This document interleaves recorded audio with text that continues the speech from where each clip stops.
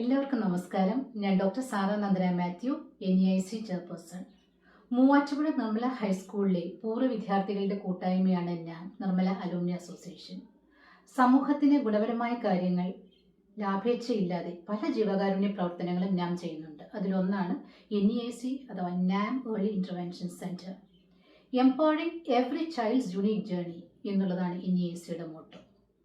നമുക്കേവർക്കും അറിയാവുന്നതുപോലെ നമ്മുടെ വിദ്യാലയങ്ങളിൽ 10% മുതൽ 12% വരെ കുട്ടികൾ സ്പെസിഫിക് ലേണിംഗ് ഡിസബിലിറ്റി അല്ലെങ്കിൽ പഠന വൈകല്യം എന്ന ബുദ്ധിമുട്ട് നേരിടുന്നവരാണ്.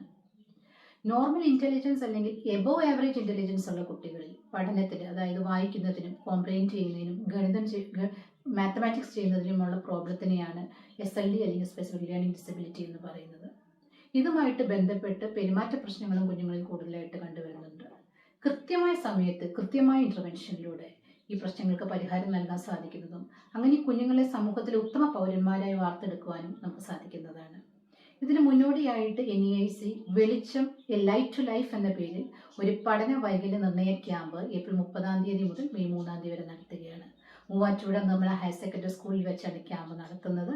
മൂവാറ്റുപുഴ നിർമ്മല ഹൈസ്കൂളിലെ പൂർവ്വ വിദ്യാർത്ഥികളായ പ്രഗത്ഭരായ ഡോക്ടർമാർ പങ്കെടുക്കുന്ന ഈ മെഡിക്കൽ ക്യാമ്പിലേക്ക് ഏവരെയും സന്തോഷപൂർവ്വം സ്വാഗതം ചെയ്യുന്നു. നന്ദി.